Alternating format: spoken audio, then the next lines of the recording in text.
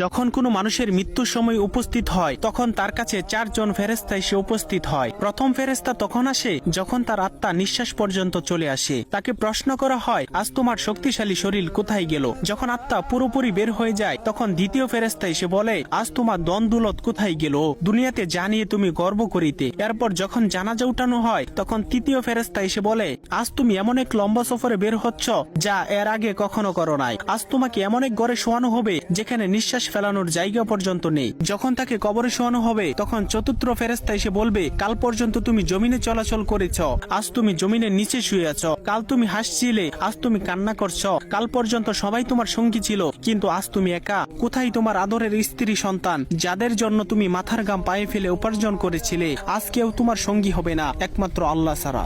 আপনি যদি আল্লাহ তাআলাকে ভালোবেসে থাকেন তাহলে ভিডিওটিতে একটি লাইক এবং চ্যানেলটি সাবস্ক্রাইব করুন এবং আল্লাহ তাআলার নামটি কমেন্টে লিখে যান।